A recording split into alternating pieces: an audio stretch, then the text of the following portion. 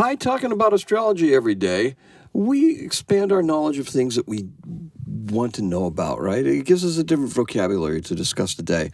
Those words are already part of our language and our vocabulary, so it makes it very important for us to know that this is something that we, as human beings, can do and have done throughout time. Well, that's at least the way I see it, right? Hello, everybody, and welcome to Daily AstroCat Astrology. I'm your host, Shane, and this is what I got for you. We do a little bit of style, right? We got a bell. We've got, we get chimes that kick in, right? Then we're going to have a purr. What are we doing here? Well, we're doing your daily astrology, and today happens to be, let's wait for that bell.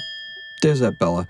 It happens to be Thursday, the 27th of March. Now, this happens to also be my birthday. So, thank you so much, and I appreciate everybody who tunes into daily-astrocat.com, and I am really looking forward to doing this particular forecast. Now, we're talking here today about the moon in Pisces, and the moon in Pisces is going to be joined by Venus today. Venus in her retrograde enters the sign of Pisces today.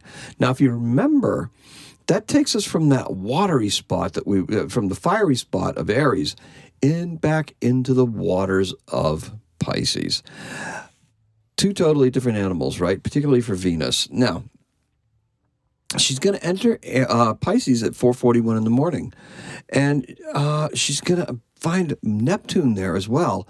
Now, look, the moon and Neptune, that's not going to be conjunct until Friday. She'll be conjunct with both Venus and Neptune. However, Venus is going to take her fiery Mars attributes, and they're just going to plunge in that cooling water of Pisces, right? Hear the vamp, that symbol, that sex symbol, those most beautiful people, they're brought back into Pisces, and that vamp is renewed and exalted because that's the place where Venus feels the most comfortable, she's exalted in Pisces. They feel comfortable in their domiciles, but when they go into that rarefied air of exoticness, right? That exaltedness, this is something that's very, very much desirable and where we want to be. This is the essence of love. This is the essence of art. This is the essence of everything, right? This is going to refresh your attitudes, and it's going to refresh creative efforts and the appreciation for deeper mysteries, right? Venus is conjunct with Neptune later on today. That's always a good party time, too. Remember, this is a second one of Venus passing over. First time she was with Neptune, it was a bit of a party, right? We're getting ready to go. Bon voyage, Venus. Have a fun time in Aries. Try not to cause too much trouble or break too many hearts, right? Now you have Venus coming back, and it's like, what did you learn? And what did you learn? What is it about the passions of Aries that we can apply to our creativity, to our relationships, to improve these things, to improve our understanding of what it is that we personally desire and what motivates us and what makes our lives worth living better, right? Perhaps we're working on home stuff. That's Mars and Cancer, right? Mars and Cancer, they're going to Venus and Mars will actually be trine as they go back and forth. I do have a bunch of videos on this, and, you can watch them. I can post them down below if you want. You can go back and look and see what that Venus retrograde is going to do and what it's going to mean for each of the 12 signs. I put that out there too. Now, the Pisces moons, right? The moons that we're in right now, they're creative, emotional, and deeply spiritual. You may be returning to some things that you just didn't think you would quite be returning to or you'd quite be doing, right? Part of that, taking your health more seriously, that happened yesterday, Wednesday, with that Mars-Chiron square. Hopefully you weathered that quite all right. Today's keyword is temperance. Now, our color is blue eyes gone green. That's a good color. Naturally, we want to see progress, but there's a larger thing looming that we can't ignore. What would that be, Shane? That would be the coming new moon in Aries. That'll be happening on Saturday. It's going to mark both an end and a beginning. Okay? A creative approach to this is going to be very helpful. And fortune may not be smiling today, on this particular day, but the moon squaring off with Jupiter,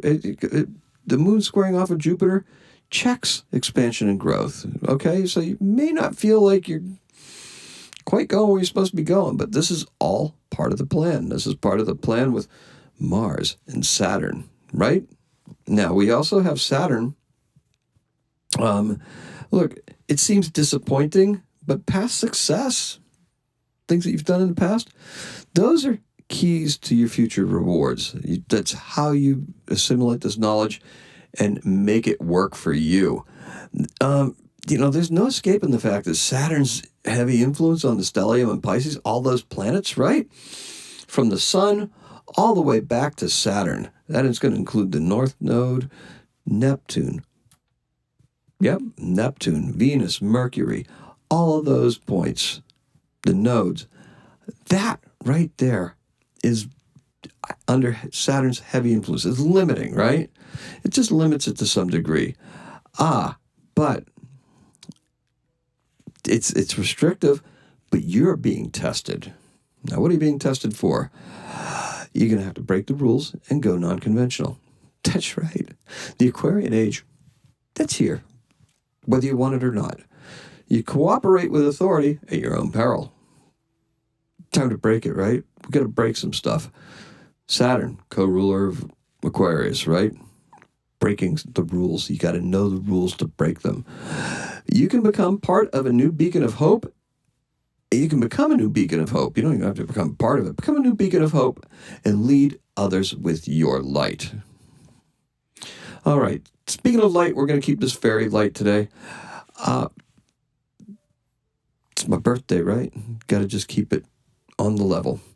Going to be coming out of this with some good stuff, though. So be on the lookout. We will not disappoint. That's one thing I never set out to do. In 196 BC, familiar date, right? That's because it was that guy's birthday, right? Ptolemy 5.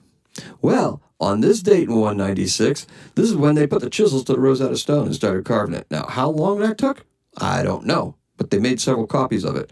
So this is when they started it. So this is the date that's given on the stones. Okay, so it's the Rosetta Stone and others like it are inscribed with the Decree of Memphis, proclaiming the rule of the king of Ptolemaic Egypt, Ptolemy 5. And our birth is Quentin Tarantino. Shares my birthday, I guess. He's 62 years old, a little younger, and he's born in 1963. He's an American director and screenwriter. He wrote Pulp Fiction, and he's born in Knoxville, Tennessee, and that's what we got for you. So let's go back to the keyword, because that's an interesting keyword, temperance, because it's got two meanings in my book for this particular forecast. What we're talking about here, temperance, that tempering of Venus, that taking her out of the fire and putting her back into Pisces, that hardening, that's a process where we make Venus stronger. And when she comes out, she's going to come out even stronger and reborn when she re-enters Aries. And we said that was going to happen, if I'm not mistaken, I think it's, I don't know when she re-enters it, but she gets to that point where she was, there's of the petal formation, the conjunction with the sun on April 30th. Okay, so got that straight. So the temperance part, and also that moon in Pisces, yeah, you can tend to overdo things, intoxicants, fantasy behavior, become detached. Don't become detached. Dig down and find out what it is, right? The South Node is in Virgo, so you got to go deep on the analytical side to make sure that you're doing your due diligence. I know it's not very creative, but you know what? You don't want to create for nobody, so make sure you do that, all right? The color is blue eyes gone green. It happens when I wear something green, right? Yeah, that's self-referential. That's all I got for you. Thank you so much for listening. I love each and every single one of you. Happy astrocatting. Oh, by the way, today's a 5. Happy astrocatting.